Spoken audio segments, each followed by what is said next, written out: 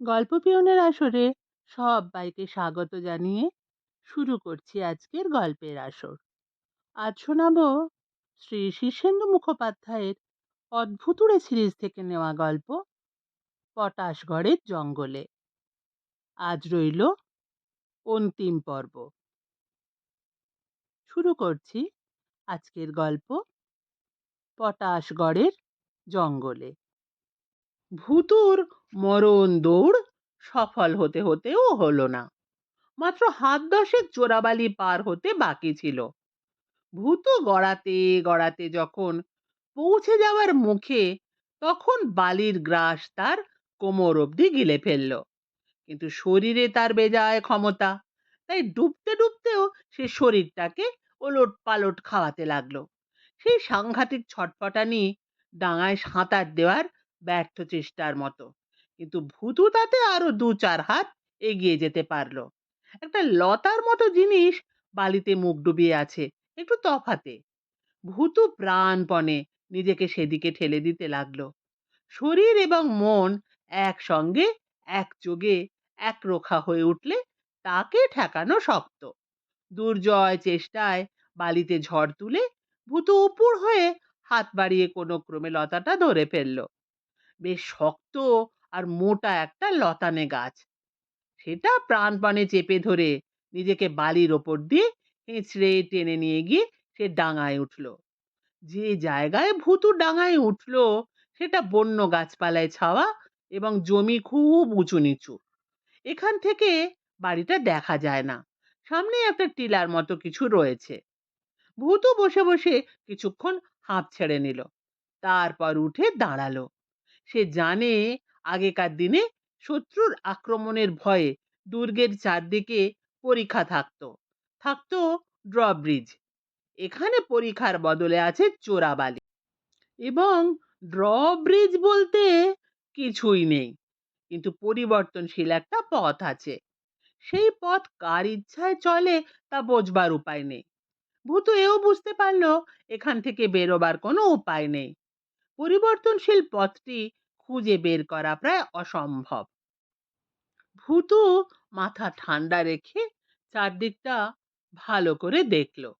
সামনে টিলার ওপর একটা মস্ত বটগাছ ঝুড়ি নামিয়ে জায়গাটা অন্ধকার করে দাঁড়িয়ে আছে। এদিক সেদিক মেলা ঝোপঝাড়। ভূতু চট করে ওপরে উঠল না। সে একটু আড়ালেই থাকতে চায়।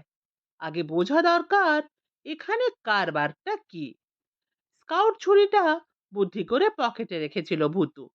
সেটা হাতে নিয়ে সে চারদিক ঘুরে ঘুরে দেখতে লাগলো।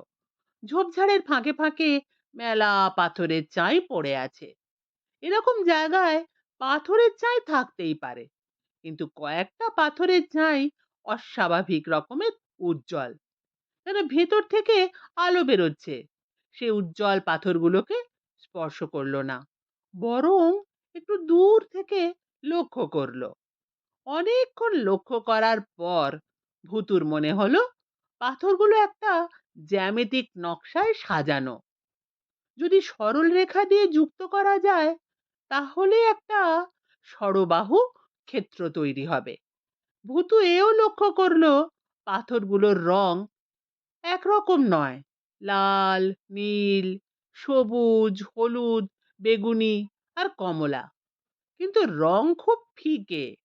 ভালো করে লক্ষ্য না করলে বোঝা কঠিন। ভূতু অঙ্ক বা জ্যামিতিতে খুবই কাঁচা, কিন্তু সেটা তার বুদ্ধির দোষ নয়। সে পড়াশোনা করতে ভালোবাসে না, তাই সবাই তাকে কাঁচা বলে জানে। কিন্তু আজ তার মনে হলো ওই উজ্জ্বল পাথরগুলোর জ্যামিতিক নকশায় একটা কোনো সংকেত আছে।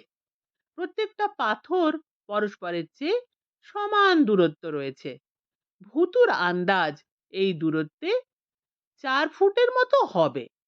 ভূতু খানিকক্ষণ ভাবলো, তারপর যা হওয়ার হবে ভেবে নিয়ে সে গিয়ে ষড়ভুজের ভিতর ঢুকে একেবারে মধ্যবিন্দুতে দাঁড়ালো। কিছুই ঘটলো না। ভূতু দাঁড়িয়ে দাঁড়িয়ে চারদিক ঘাড় ঘুরিয়ে দেখতে লাগলো। কোনো পরিবর্তন নেই, কিছুই ঘটলো না। ভূতু সাহস করে পাথরগুলোকে নাড়ানোর চেষ্টা করলো, কিন্তু এক চুলো নড়াতে পারলো না।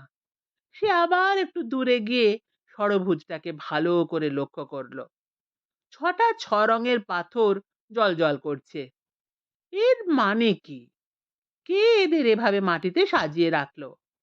এর মধ্যে কি কোনো রহস্যের ইঙ্গিত রয়েছে?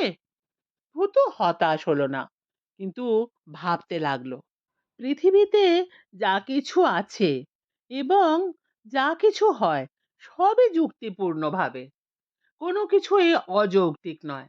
এমনকি ভূতও যদি থেকে থাকে, তবে তার পিছনেও কোনো না কোনো যুক্তি এবং বিজ্ঞান থাকবেই। ভূতও এটা বরাবর দেখেছে। সুতরাং এই ৬টা পাথরের পিছনেও যুক্তি আছে। কিন্তু কি সে যুক্তি? ভূতু কাছে পিঠে পড়ে থাকা পাথরগুলোর ভিতর থেকে একটা পাথর তুলে নিল। একটু দূরে দাঁড়িয়ে মাথার উপর পাথরটা তুলে নীল রঙের পাথরটার উপর খুব জোরে ছুঁড়ে মারল সে। সঙ্গে সঙ্গে চড়াক করে একটা মৃদু বজ্রাঘাতের শব্দ আর খানিকটা নীলচে আলো ঠিকরে উঠল পাথরটার থেকে। আর কিছু হলো না। সে আবার লাল পাথরটার গায়ে একই রকম ভাবে পাথর ছুঁড়ল। একই রকম শব্দ হলো, তবে এবার ঠিকরে বেরোলো লাল আগুনের হলকা। একে একে পঞ্চম পাথরটার গায়েও পাথর ছুঁড়ল সে। বাকি শুধু হলুদটা। শেষবার পাথর তুলে প্রাণপণে ছুঁড়ে মারল সে। সেই শব্দ আর সেই আগুন। তারপরে সে হঠাৎ দেখতে পেল ৬টা পাথর থেকেই ৬ রকমের আলোর রেখা বেরিয়ে পরস্পরের সঙ্গে ৬টা বাহুর মতো লেগে গেছে। একটা অদ্ভুত সুন্দর নিখুঁত আলোর ষড়ভুজ। ভূত মুগ্ধ হয়ে দেখল, ধীরে ধীরে কাছে এগিয়ে গেল। তারপর দেখলো ষড়ভুজের মাঝখানে একটা রন্ধ্র, ভেতরে আলো জ্বলছে। একটা সিঁড়ি নেমে গেছে নিচে। ভূত সময় নষ্ট না করে সিঁড়ি দিয়ে নামলো। বেশি দূর নয়, মাত্র কয়েক হাত। সিঁড়ির সঙ্গে একটা মাঝারি মাপের ঘর, 4টে মসৃণ দেওয়াল, কোনো আসবাব নেই। সিঁড়ির ঠিক বিপরীত দিকের দেওয়ালে ফুট 4 উচ্চতায় একটা কালো বৃত্ত, অনেকটা ফুটবলের মতো বড়। ভূতু সেটার কাছে এগিয়ে গেল। কাছাকাছি যেতেই সে হঠাৎ একটা চুম্বকের মতো আকর্ষণ টের পেল। কিছু যেন তাকে টানছে, প্রচন্ড টানছে। ভূতু সামলাতে পারল না। যেন একটা সেকশন যন্ত্র দিয়ে টেনে ধরে রেখেছে তাকে। দেওয়ালের খুব কাছাকাছি গিয়ে সে থামতে পারল। সে বোধ করলো একটা অদৃশ্য বলয়ের মধ্যে সে দাঁড়িয়ে আছে। কারো কোনো কথা শুনতে পেল না ভূতু, কিন্তু তার মাথার মধ্যে কেউ যেন একটা সংকেত বার্তা পাঠালো। তোমার যে কোনো ইচ্ছে প্রকাশ করো, পূর্ণ হবে। ভূতু জবাবে বলল, আপনি কে কথা বলছেন? আমি কেউ নই। আপনি কি ভূত? না, আমি ইচ্ছা। কার ইচ্ছা? আমার নিজেরই। তার মানে? আমাকে বুঝিয়ে দিন। কিছু বুঝতে পারবে না, তাহলে ইচ্ছে প্রকাশ করতে বলছেন কেন? আমার যে তাই কাজ। ওই ৬টা পাথর কিসের? এটা হেক্সাগন। ওটা দিয়ে কি হয়? ওটা একটা কম্বিনেশন। একটা দণ্ড আছে, তা দিয়ে ৬টা পাথরকে পর্যায়ক্রমে স্পর্শ করলেই দরজা খুলে যায়। তুমি অবশ্য পাথর ছুঁড়েছ, তাতে কি ক্ষতি হয়েছে? না, পাথরগুলো ভাঙা যায় না, অ্যাটম বোমা দিয়েও না। জয় পতাকা বাবু কোথায়? কেল্লায়। উনি কি নিরাপদ? এখনো পর্যন্ত। তারপর কি হবে? কেউ বাঁচবে না। কেন? এখানে কেউ এসে বাঁচে না। আমি? তুমি? তোমার কথা আলাদা। কেন? তুমি যে কম্বিনেশনটা বের করেছো, জয় পতাকা বাবু বাঁচবেন না? না, কিন্তু আমি যে ওকে উদ্ধার করতে এসেছি। উনি সাহেবের কেল্লায় ঢুকেছেন, ডিনার খেয়েছেন। ওকে উদ্ধার করা অসম্ভব। এই যে বললেন আমার সব ইচ্ছা পূর্ণ হবে, হবে। জয় পতাকা বাবুকে উদ্ধার করাই যে আমার ইচ্ছা। ওসব নয়, তোমার নিজের সম্পর্কে ইচ্ছা কি, সেটা পূর্ণ হবে। সাহেব কে? আমাদের প্রভু। তিনি কোথায় থাকেন? তিনি নেই। তার মানে তিনি বহুকাল আগে মারা গেছেন। তাহলে আপনি কে? আমি কেউ নই। শুধু তার পুঞ্জীভূত ইচ্ছা। আমি বুঝতে পারছি না, বুঝিয়ে দিন। বুঝতে পারবে না। তোমার মস্তিষ্ক অত উন্নত নয়। আমার মস্তিষ্কের উন্নতি কি করে হবে? হবে। কি করে? অপেক্ষা করো। ভূত পরিষ্কার টের পেল। দুটো হাত দেওয়াল থেকে বেরিয়ে এলো তার মাথার দুদিক দিয়ে। তারপর বাক্সের ডালা খোলার মতো তার মাথার খুলি খুলে ফেললো। সে বিন্দুমাত্র ব্যথা টের পেল না। কয়েক সেকেন্ড শুধু মাথার মধ্যে বিদ্যুৎ চমকের মতো কিছু ঘটতে লাগলো। তারপর হাত দুটো আবার দেওয়ালে ঢুকে গেল। এটা কি করলেন? ছোট্ট একটা অপারেশন। কই, আমার মস্তিষ্কের তো উন্নতি ঘটলো না। ঘটেছে। অপেক্ষা করো, টের পাবে। কতক্ষণ অপেক্ষা করতে হবে? বেশিক্ষণ নয়। তোমার ধূসর কোষ জাগ্রত হয়েছে। সমন্বয়ের অপেক্ষা। তাড়াতাড়ি করলে তুমি মারা পড়বে। তাড়াতাড়ি এইসব জিনিস হয় না। কেন হয় না? মস্তিষ্কের ক্রিয়া হঠাৎ বেড়ে গেলে তুমি তাল সামলাতে পারবে না। ডিনার ব্যাপারটা কি বলবেন? আমি বাতাসে বারবার ডিনারের কথা শুনেছি। ডিনার হলো খুব গুরুত্বপূর্ণ ব্যাপার। সাহেব কখনো একা ডিনার খেতে পারতেন না, কিন্তু তার সঙ্গী ছিল না। খুব কষ্ট হতো ডিনারের সময়। তারপর তারপর আমরা ডিনারের সময় লোক হাজির করতাম, কিন্তু তারা এত নির্বোধ যে সাহেবের সঙ্গে সমান পর্যায়ে জ্ঞান বিজ্ঞান নিয়ে কথা বলার যোগ্য ছিল না। সাহেবের ডিনার মাটি হতো। তারপর সেই লোকগুলোর কি হতো? এক রাত্রি তারা খুব আদর যত্ন পেত, কিন্তু পরদিন সকালে উঠেই তারা দেখতে পেত কেল্লার জায়গায় একটা ধ্বংসস্তূপ, চারদিকে চোরাবালি। তারা বেশিরভাগই পালাতে চেষ্টা করে চোরাবালিতে ডুবে মারা গেছে। কেল্লাকে তারা ধ্বংসস্তূপ দেখতো কেন? ফ্রিকোয়েন্সি পাল্টে দেওয়া হতো বলে। বুঝিয়ে বলুন। ফ্রিকোয়েন্সি কাকে বলে জানো? কম্পন। সূক্ষ্মাতি সূক্ষ্ম কম্পন। পৃথিবীর সব বস্তুরই কম্পন আছে। একটা জিনিসের ওই কম্পন বদলে দিলে সেটা অন্য রকম বা অদৃশ্য হয়ে যেতে পারে। এসব উন্নত বিজ্ঞানের কথা। কিন্তু আমি বুঝতে পারছি তোমার মস্তিষ্কের উন্নতি ঘটেছে। কি বুঝতে পারছো? একটা জিনিস দৃশ্য বা অদৃশ্য হতে পারে, কিন্তু তার অস্তিত্ব মুছে যায় না। তবে তার কম্পন আমাদের কম্পনের সমানুপাতিক না হলে আমরা সেটাকে বোধ করতে পারি না। অনেকটা বুঝেছো, কিন্তু কি করে তা ঘটানো হয় তা জানো না। একটু একটু আন্দাজ করছি। কি আন্দাজ? সাহেব কিছু প্রাণহীন বস্তুর মধ্যে নিজের বোধ বুদ্ধি ও ইচ্ছা সঞ্চার করতে পেরেছিলেন। বিশ্বজগতে প্রাণহীন কিছু নেই, সবই প্রাণময়। তবে তোমাদের বিজ্ঞান দিয়ে তা বুঝে ওঠা অসম্ভব। সব বস্তুর মধ্যে কি প্রাণ আছে? আছে, কিন্তু বুদ্ধি বা কর্মকুশলতা তো নেই। না, সাহেব সেই সব বস্তুর মধ্যে সেটা সঞ্চার করেছিলেন। তাই তো? তাই আমরা আজ্ঞাবাহী ছিলাম। আপনাদের স্বাধীন ইচ্ছা কি আছে? প্রোগ্রাম আছে। বুঝতে পারছি, অনেকটা কম্পিউটারের মতো, কিন্তু আরো অনেক উন্নত। অনেক। তুমি বুদ্ধিমান। আমার লাঠিটা কে কেড়ে নিয়েছিল? ইচ্ছা। আমার পথ কে মুছে দিয়েছিল? ইচ্ছা। বালিতে কার পায়ের দাগ পড়েছিল? তুমি খুব সাহসী। আবার জিজ্ঞেস করছি, বালিতে কার পায়ের দাগ পড়েছিল? তুমি খুব সাহসী ও বুদ্ধিমান। তোমার জেদও প্রচন্ড। কিন্তু এই প্রশ্নটা জবাব দিচ্ছেন না কেন? বালিতে কার পায়ের ছাপ পড়েছিল? কিছুক্ষণ নীরবতা। বলবো না। তাহলে বলবো আপনি জানেন না। কণ্ঠস্বরটা হঠাৎ যেন ভয় খেয়ে একটু কেঁপে গেল। অন্য প্রশ্ন করো। আমি এই প্রশ্নেরই জবাব চাই। আমি এই প্রশ্নের জবাব দেব না। আমি তোমার আজ্ঞাবাহী নই। আপনি কি রাগ করেছেন? আমাদের রাগ নেই। রাগ অযৌক্তিক ব্যাপার। আমার মনে হয় বালিতে যার পায়ের ছাপ পড়েছিল আপনি তাকে ভয় পান। অন্য প্রশ্ন করো। আপনার সাহেবের নাম কি? আলফাবেট। এটা কি ধরনের নাম?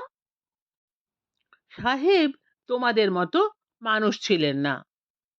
তিনি কিরকম মানুষ ছিলেন? অনেক উন্নত।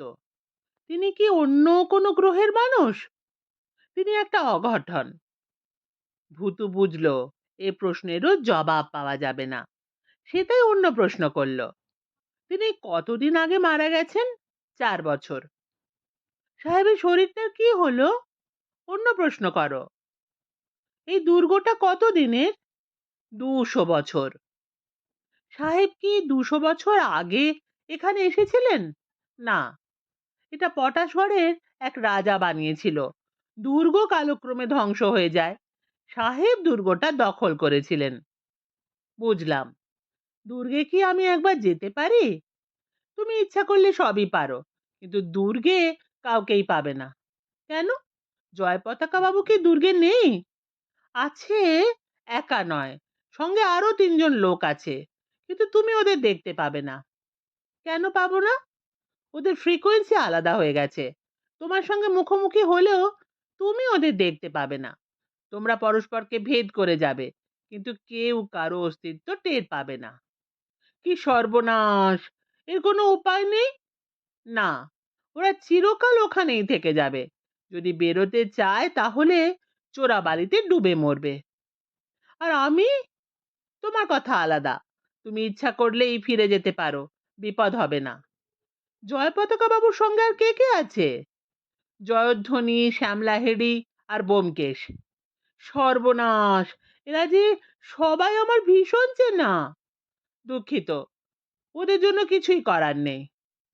ষড়ভুজটার অর্থ কি? ষষ্ঠ ইকুয়েশন। মানুষ বুঝতেই পারবে না। ইকুয়েশন আমি জানি, এটা কঠিন, কেউ জানে না। সাহেব জানতেন। এতে কি হয়? ওই ইকুয়েশনই বিশ্ব রহস্যের চাবিকাঠি লুকিয়ে আছে। যে কষতে পারে সে দারুণ সব কাজ করতে পারে। আমি কি ইকুয়েশন মিলিয়েছি? না, তুমি শুধু কম্বিনেশনটা করতে পেরেছো। ওটা সোজা। তবুও সবাই পারে না। আমাকে কতক্ষণ আটকে রাখবেন? তুমি চাইলেই ছেড়ে দেব। আমি আর একটা কথা জানতে চাই।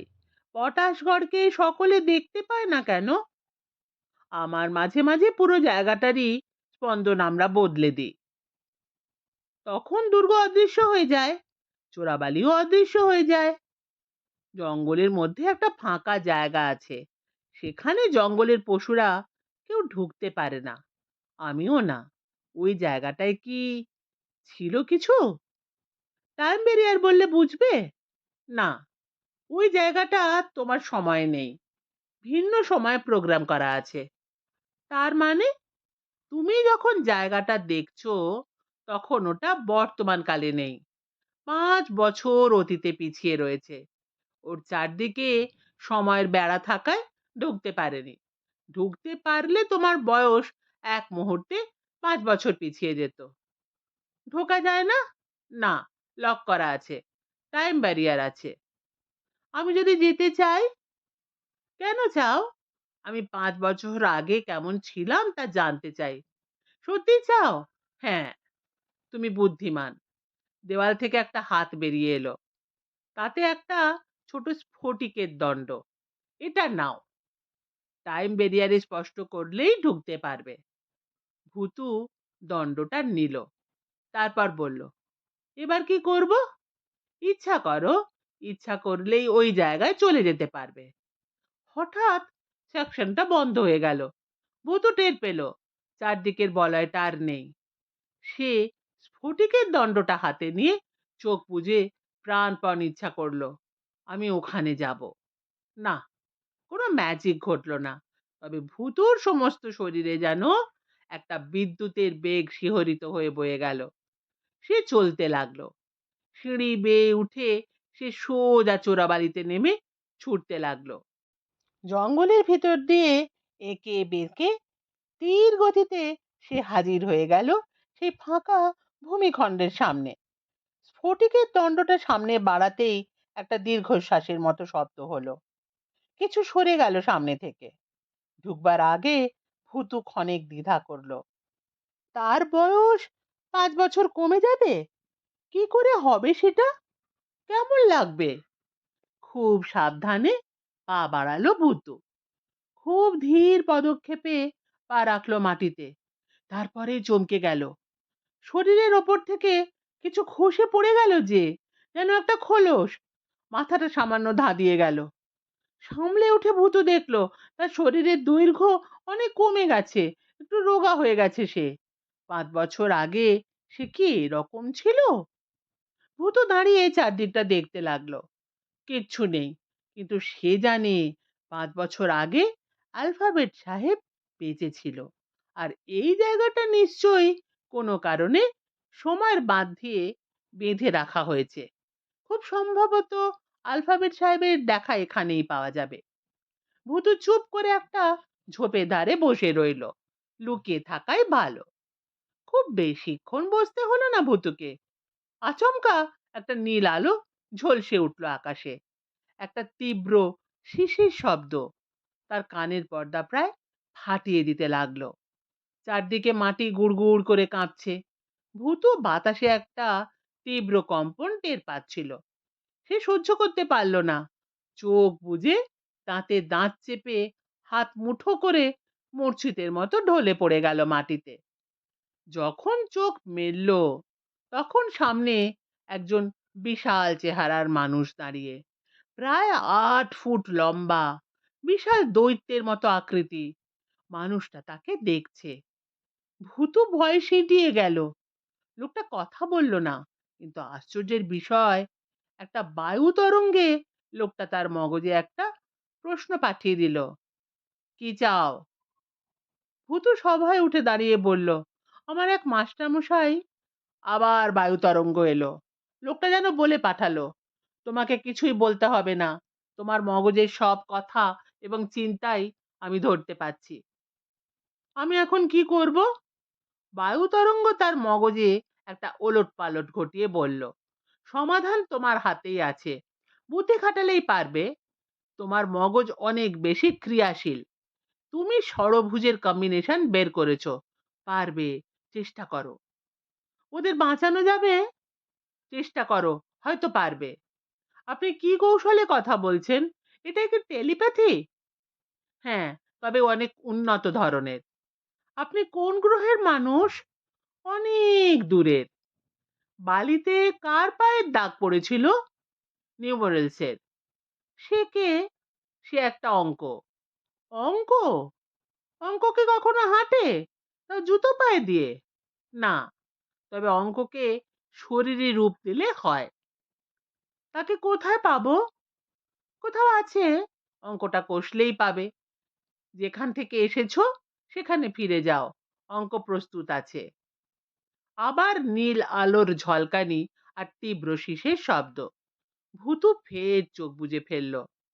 যখন চোখ খুললো, তখন কেউ নেই। তার মাথা ঘুরছিল। তবু সে টাইম ব্যারিয়ার ভেদ করে বেরিয়ে এলো। তারপর ছুটতে লাগলো। যখন সেই ঘরটায় আবার ফিরে এলো, তখন অবাক হয়ে দেখলো ঘরে একটা টেবিল আর চেয়ার পাতা। টেবিলের ওপর একটা প্যাড আর পেন্সিল। প্যাডের দারুণ ইকুয়েশন। ভূতু বসে পড়লো। অঙ্কটা তাকে করতেই হবে। ওদিকে পটাশগড়ের কেল্লায় ডাইনিং হলে জয় পতাকা নিয়ে এসেছেন 3জনকে। দেদার খাবার সাজানো। জয় পতাকা বললেন, যত খুশি খাও দাদু, এমন খাবার জীবনে খাওনি। জয়ধ্বনি একটু চটে উঠে বললেন, তো ঠাকুমার রান্নার চেয়েও ভালো? অত সোজা নয় রে, খাঁটি বিক্রমপুরের রান্না, ওর কাছে কেউ লাগে না।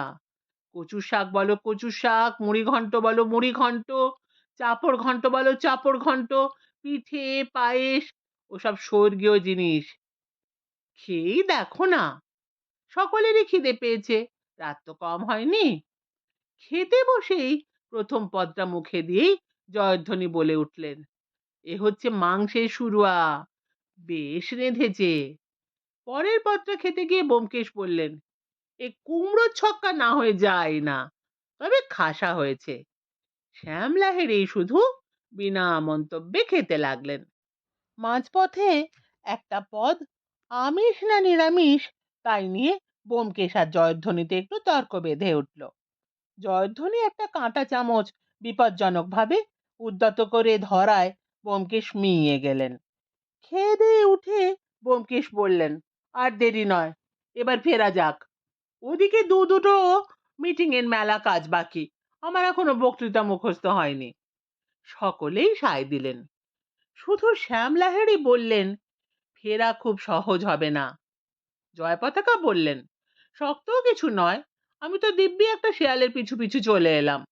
আপনারা এলেন একটা আলো ফলো করে, আমি বরং ছাদে গিয়ে দূরবীনটা নামিয়ে আনি, ওটাই হচ্ছে আলোর সোর্স।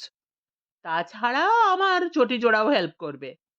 জয় পতাকা ছাদে উঠলেন বটে, কিন্তু দূরবীনটা খুঁজে পেলেন না। চটি জোড়াও আগের চেয়ে ভারী লাগছিল। নিচে এসে জয় পতাকা বললেন, দূরবীনটা নেই, এখানে খুবই অদ্ভুত অদ্ভুত কাণ্ড ঘটে দেখছি, একেবারে অবিশ্বাস্য। ব্যোমকেশ বললেন, তাহলে আর দেরি নয়, দুর্গা বলে রওনা দেওয়া যাক। সকলে চোরাবালির সীমানায় এসে দাঁড়ালেন। ব্যোমকেশ বাবু ধুতিটা একটু ওপর দিকে তুলে বললেন, তাহলে নামা যাক। জয়ধ্বনি বললেন, ধুতি তুলছো কেন, জল বেরোবে নাকি? তা বটে, বলে ব্যোমকেশ ধুতি ফের নামিয়ে বললেন, তাহলে চলুন, তুমি আগে নামো। ব্যোমকেশ নামলেন এবং চোখের পলকে কোমর অবধি হুড়হুড় করে চলে গেলেন বালির মধ্যে। শ্যাম লাহিড়ী সময় মতো না ধরলে বাকিটাও যেত। যখন টেনে তোলা হলো তখন ব্যোমকেশ ঘড়ি দেখে বললেন, সর্বনাশ, এই যে রাত 4টে বেজে গেল, আর কতক্ষণই বা সময় পাওয়া যাবে। চারজনে ভাবিত হয়ে পড়লেন, লক্ষণ ভালো নয়। জয় পতাকা সাহস করে চটি সমেত একটা পা একটু বাড়ালেন। চোখের পলকে চটিটা পা থেকে যেন ইচ্ছে করেই খসে বালির মধ্যে তলিয়ে গেল। জয় পতাকা পিছিয়ে এলেন ভয়ে। ওই সামান্য সুযোগে দ্বিতীয় চটিটা পা থেকে একটা ব্যাঙের মতো লাফ মেরে বালিতে অদৃশ্য হয়ে গেল। জয় পতাকা বললেন, যা। শ্যাম লাহিড়ী বিষণ্ণ গলায় বললেন, তার চেয়ে কেল্লায় চলো, ফিরে গিয়ে ভোরের জন্য অপেক্ষা করি, দিনের বেলা যা হোক ঠিক করা যাবে। এ কথায় সকলে সায় দিয়ে কেল্লায় ফিরলেন। ডাইনিং হলের এটো কাটা সব জাদু মন্ত্র বলে পরিষ্কার হয়ে গেছে। সকলে বেশ অস্বস্তি নিয়ে বসে রইলেন। একটু ঢুলুনিও এলো।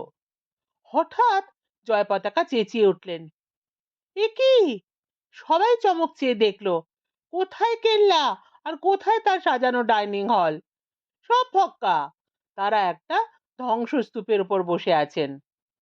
বিস্ময়ে কেউ প্রথমটায় কথা বলতে পারল না। তারপর শ্যাম লাহিড়ী ব্যস্ত গলায় বললেন, এরকম যে হবে তা আমার জানা ছিল।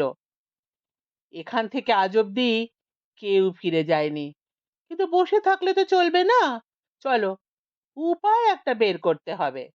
ধ্বংসস্তূপের ইট পাথর সরাতে বেশ একটা সময় লেগে গেল। ব্যোমকেশ ঘন ঘন ঘড়ি দেখছিলেন বলে দুবার আছাড় খেলেন।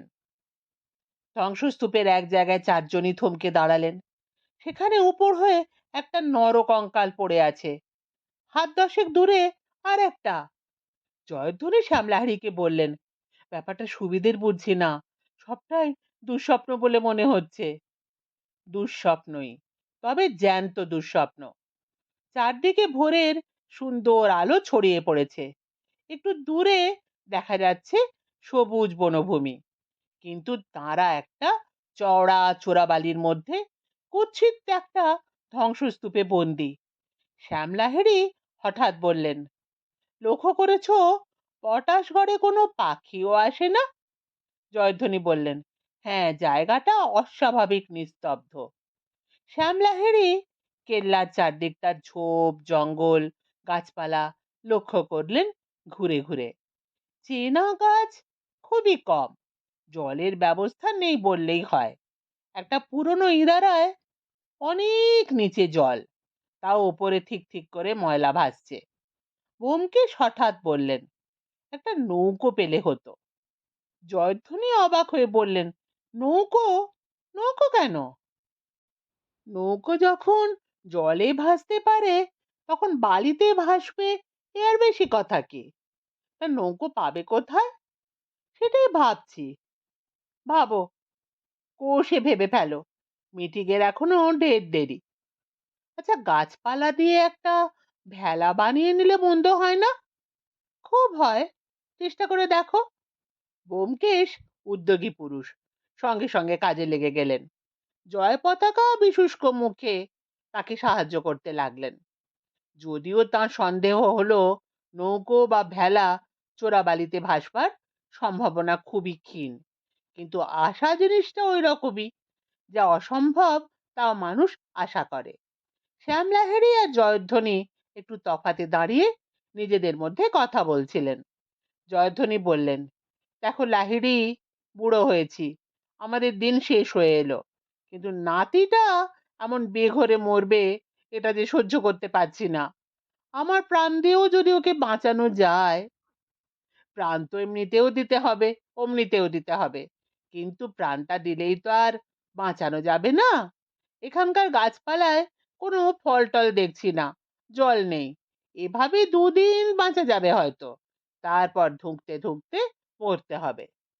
বিপদে মাথা ঠান্ডা রেখে ভাবতে হয়।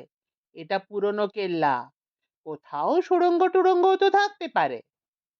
সে কথাও আমি ভাবছি, কিন্তু থাকলেও সেটা এতদিনে বুঝে যাওয়ার কথা। তাছাড়া এই বিশাল ধ্বংসস্তূপে সরিয়ে সুড়ঙ্গ বের করাও তো অসম্ভব ব্যাপার। হাল ছেড়ে দিচ্ছ? মুহূর্তে যখন হবেই তখন চলো, চেষ্টা করে দেখি। আমার আপত্তি নেই, চলো। দুজনেই ধ্বংসস্তূপ সরানোর কাজে লেগে গেলেন। কিন্তু এই পরিশ্রমে এবং রাত জাগার ফলে চারজনেরই দুপুর নাগাদ সাংঘাতিক খিদে এবং তেষ্টা পেয়ে গেল। ধ্বংসস্তূপের নিচে এখনো কিছু খুঁজে পাওয়া যায়নি। আর ভেলা একটা ডালপালা দিয়ে তৈরি প্রায় হয়েছে বটে, কিন্তু সেটা ছিঁড়ি দেখে কারো ভরসা হলো না। জয় পতাকা বয়সে তরুণ, তার খিদেও বেশি। তিনি আর কিছু না বলে গাছের কয়েকটা পাতা চিবিয়ে নিলেন, তারপর ওয়াক থু বলে ফেলে নিলেন। জম তেতো, বিশ্রী গন্ধ। সবাই মিলে আরো কয়েকটা গাছের পাতা চিবোনোর চেষ্টা করলেন বটে, কিন্তু সুবিধে হলো না। শ্যাম লাহিড়ী বললেন, কেউ বেশি কথা টথা বলো না, বেশি কথা বললে তেষ্টা পায়। জলের বন্দোবস্ত নেই, কাজেই সাবধান হতে হবে। ব্যোমকেশ ভেলার বাঁধা চাঁদা একরকম শেষ করে বললেন, তাহলে এটাকে ভাসানো যাক এবার। জয়ধ্বনিদা সবচেয়ে প্রবীণ মানুষ, উনি আগে উঠুন। কেন, আমাকে চোরাবালিতে ডুবিয়ে মেরে তোমার লাভ হবে কোন অষ্টরম্ভা? ওতে আমি উঠবার পাত্র নই, তুমি গিয়ে ওঠো। ব্যোমকেশ দমবার পাত্র নন, বললেন, এবার একটা বৈঠা বা লগি দরকার, তাহলেই কেল্লা ফতে। লগির অভাব নেই, লম্বা একটা গাছের ডাল জোগাড় হয়ে গেল। তারপর ব্যোমকেশ ভেলাটা বালির দিকে ঠেলে নিয়ে গিয়ে উঠে পড়লেন। লগিটা ছিল বলে রক্ষা, কারণ বালিতে পড়েই ভেলাটা ব্যোমকেশ সহ অদৃশ্য হয়ে গেল। ব্যোমকেশের হাতে ধরা লগিটার ডগা শুধু উঁচু হয়েছিল, সেইটে চেপে ধরে শ্যাম লাহিড়ী পয়লা চোট সামলালেন। তারপর তিনজনে মিলে টেনে তুললেন ব্যোমকেশকে। ব্যোমকেশ প্রাণে বেঁচেও কিছুক্ষণ জীবন মৃতের মতো বসে রইলেন। সর্বাঙ্গে বালি, এমনকি তার দাঁতেও বালি কিচকিচ করছে, চোখে বালি কচকচ করছে। এমনকি তিনি কিছুক্ষণ মিটিং এর কথাও ভুলে গেলেন। ক্রমে বেলা বাড়তে লাগলো, খিদে এবং তেষ্টাও বাড়তে লাগলো। তারপর দেখা গেল চারজনেই ঝিমোচ্ছেন। জয়ধ্বনি হঠাৎ ঝিমোতে ঝিমোতে সোজা হয়ে উঠে বললেন, লাহিড়ী, বলো, এভাবে হার মানা কি উচিত হবে? কি করতে চাও? চলো, চেষ্টা করি। চলো, বলেই শ্যাম লাহিড়ী উঠে পড়লেন। দুজনে আবার ধ্বংসস্তূপ সরাতে লাগলেন, কিন্তু পণ্ডশ্রম বাড়তে লাগলো। কিছুক্ষণ পরে দুজনেই নেতিয়ে পড়লেন, হাঁপাতে লাগলেন। বেলা গড়িয়ে বিকেল, তারপর সন্ধে, চারদিক অন্ধকার হয়ে এলো। ক্ষুধা তৃষ্ণায় চারজন কাতর হয়ে মাটিতে শুয়ে পড়লেন, ক্লান্ত হয়ে। কারো মুখে কথা নেই। ক্রমে রাত হলো, রাত গভীর হলো। চারজনেই এই একটা ঘোর লাগা তন্দ্রার মধ্যে ঝিম মেরে পড়ে রইলেন। বুক ফেটে যাচ্ছে তেষ্টায়, পেট জ্বলে যাচ্ছে খিদে। মাঝরাতে হঠাৎ ব্যোমকেশ তড়াক করে উঠে বসে বেশ চেঁচিয়ে বলে উঠলেন, মানুষ কি করে নরমাংস খায় আমি জানি না, কিন্তু আমার এখন খেতে ইচ্ছে করছে। এ কথা শুনে জয়ধ্বনি তাড়াতাড়ি লাঠি বাগিয়ে উঠে দাঁড়িয়ে বললেন, খবরদার, আমার নাতির দিকে নজর দেবে না। ব্যোমকেশ আবার শুয়ে পড়ে বললেন, আমি ঠাট্টা করলুম। এই অবস্থায় আরো কারো ঠাট্টা আসে নাকি? তোমার মতলব আমি বুঝেছি। যদি তেড়িমেড়ি করো তাহলে তিনজনে চ্যাং দোলা করে নিয়ে গিয়ে তোমাকে বালিতে ফেলে দেব। ব্যোমকেশ আর কথা বললেন না। গুনগুন করে একটু গান গাওয়ার চেষ্টা করে ব্যাপারটাকে হালকা করতে চাইলেন বোধহয়, কিন্তু সুরটা গলায় খেললো না। ফের ভোর হলো, কিন্তু চারজনের কারোরই আর উঠে বসবার মতো অবস্থা নেই। খিদের চেয়েও তেষ্টা প্রবল। শ্যামলাহারি উঠে কাঁপতে কাঁপতে ইদারার ধারে গিয়ে উকি দিয়ে বললেন, বালতি আর দড়ি থাকলে ওই জলই খানিকটা খেতাম। ক্রমে বেলা বাড়ল।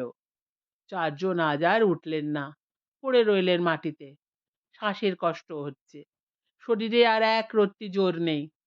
মাঝে মাঝে এক একজন জল জল বলে কাতরে উঠছেন। বেলা গড়াতে লাগলো, বিকেল হলো, ফের রাত্রি ঘনিয়ে এলো। প্রথমে জয়ধ্বনি, তারপর ব্যোমকেশ, তারপর জয় পতাকা মূর্ছিত হয়ে পড়লেন। শ্যামলাহিড়ির জ্ঞানটা লুপ্ত হলো না, কিন্তু তিনিও বেশিক্ষণ লড়তে পারবেন বলে তার মনে হলো না।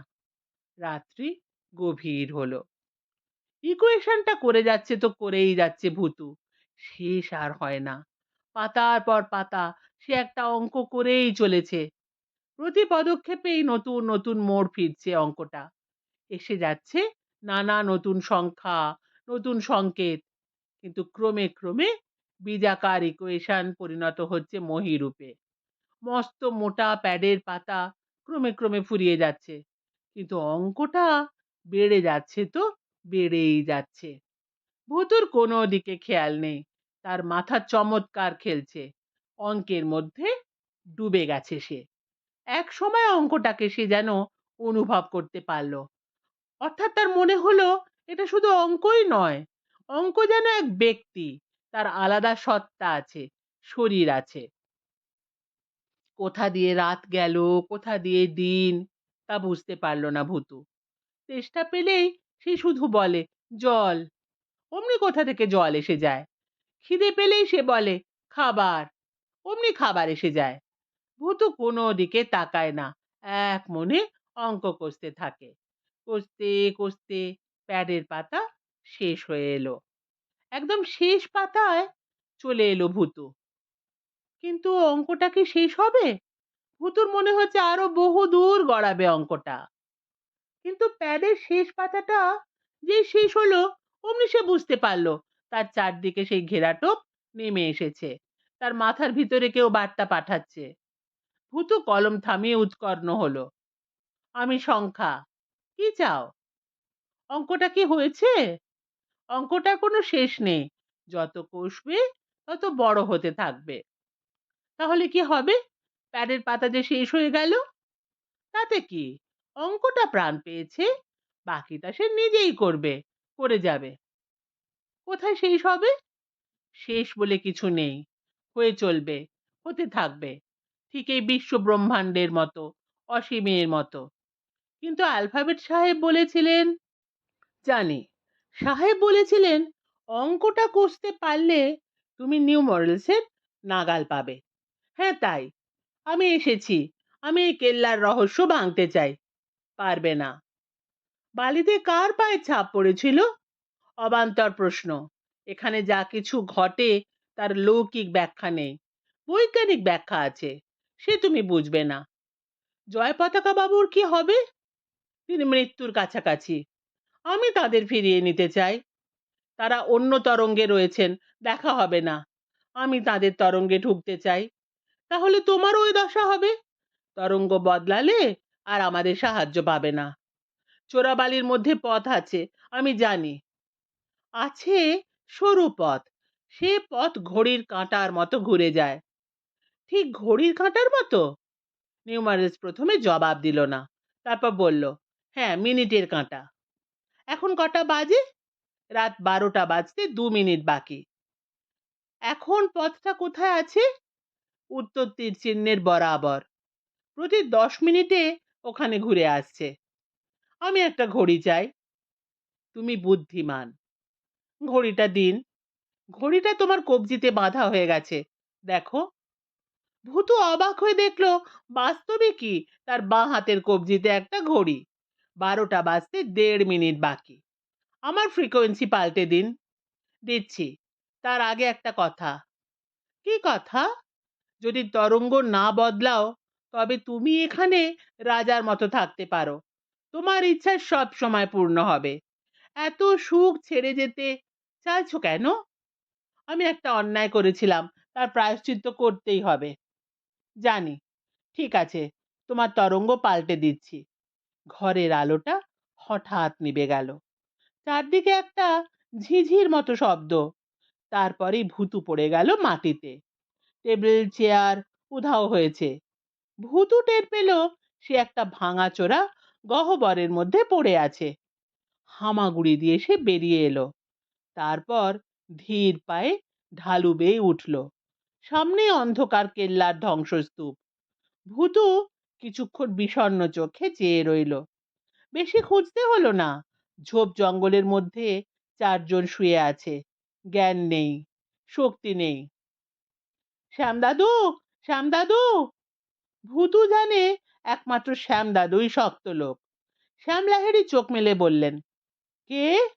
আমি ভূতু, উঠুন, আমি আপনাদের নিতে এসেছি। ব্যোমকেশ আতঙ্কিত গলায় খোনা সুরে বললেন, ভূত আমাদের নিতে এছো? কেন বাবা? ভূত নই, ভূতু। শ্যাম লাহিড়ী উঠে বসলেন অতি কষ্টে। বললেন, এ কি, কিভাবে এলি? পরে বলবো, উঠুন। ধীরে ধীরে অবশ মৃতপ্রায় দুর্বল শরীরে সকলেই উঠে বসলো। প্রাণের মায়া বড় মায়া। ভূতু বলল, কিন্তু পথটা খুব সরু। একটু এদিক ওদিক হলেই তলিয়ে যেতে হবে। উত্তর তীর চিহ্ন কোথায় তা ভূতু জানে না, কিন্তু সে জানে ঠিক বের করবে। তার আত্মবিশ্বাস প্রচন্ড। উত্তর দিকে কিছু দূরে এগোলো ভূতু। হঠাৎ চোখে পড়লো চোরাবালির একটা জায়গায় একটা পাথরের টুকরো পড়ে আছে। জ্যোৎস্নায় দেখা গেল সেটার গায়ে তীরের মতো কিছু আঁকা। আশ্চর্যের ব্যাপার, পাথরের গায়ে খোদাই করা তীর চিহ্ন ধীরে ধীরে ঘুরে যাচ্ছে। তীরটা এক পাক ঘুরে বালিয়াড়ির দিকে মুখ ফেরালো। ভূতু দেখলো তার হাত ঘড়ির কাঁটার সঙ্গে তীরটা কাঁটায় কাঁটায় মেলানো। আসুন, বলে ভূতু বালিতে পা রাখলো। চোখ ঘড়ির দিকে। সেকেন্ডে সেকেন্ডে পথটা সরে যাচ্ছে বাঁ থেকে ডাইনে। সরু পথ। প্রতি পদক্ষেপে তাকে হিসেব করতে হচ্ছে। ব্যোমকেশ একটু পিছিয়ে পড়ায় সে একটা পা বালিতে গেঁথে গেল। ভূতু চেঁচিয়ে বলল, সাবধান! ব্যোমকেশ প্রায় সাষ্টাঙ্গ হয়ে জয়ধ্বনির কোমর ধরে উঠে পড়ল। কেমন বেকুব হে! এই অবস্থায় কেউ কাউকে সাপটে ধরে? ঝগড়া লাগালে দুজনেরই বিপদ। পথ সরে যাচ্ছে। ভূতু বলল, সাবধান, একেবারে আমার পায়ে পায়ে আসুন। সবাই নীরবে ভূতুকে অনুসরণ করতে লাগলো। বাঁ থেকে ডাইনে ঘুরে কোনাকুনি ভূতু এগোতে লাগলো ঘড়ি ধরে। প্রত্যেক পদক্ষেপে অঙ্ক আর জ্যামিতি মেলাতে মেলাতে 10 মিনিট পর তারা সবাই ভূতুর পিছন পিছন ডাঙা জমিতে উঠে এলেন। ব্যোমকেশ পরিশ্রমে বসে পড়লেন। তারপর শুয়ে পড়ার উপক্রম করলেন। জয়ধ্বনি শুধু বললেন, মিটিং মিটিং, দেরি হয়ে যাবে। ব্যোমকেশ সঙ্গে সঙ্গে উঠে পড়লেন। তাই তো, মিটিং আছে, ভুলে গিয়েছিলাম। চলুন চলুন, দেরি করা ঠিক হবে না। ভূতু একবার কেল্লার দিকে ফিরে তাকালো। দেখলো কেল্লা নেই, বনভূমি বিস্তার লাভ করছে। ভূতু ফিসফিস করে বলল, তরঙ্গ পাল্টে গেল। হয়তো আর কোনোদিনই কেল্লাটাকে দেখা যাবে না। দিন 7 বাদে ক্লাসে একটা শক্ত অঙ্ক দিলেন জয় পতাকা। ভূতু অঙ্কটা কষে যখন জয় পতাকার কাছে নিয়ে গেল, জয় পতাকা ঘ্যাঁচ করে কেটে দিয়ে বললেন, হয়নি। কেন যে অঙ্কে তুই এত কাঁচা? ভূতু মাথা চুলকোতে চুলকোতে জায়গায় ফিরে গেল। না, অঙ্কই আমাকে ডোবাবে দেখছি।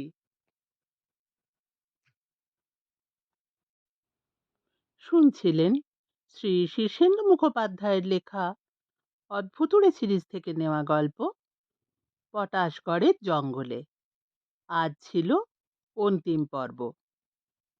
গল্পটি কেমন লাগলো আমাকে কমেন্ট করে জানাবেন। ভালো লাগলে চ্যানেলটিকে সাবস্ক্রাইব করতে ভুলবেন না। ফিরে আসছি আবার কোনো নতুন গল্প নিয়ে।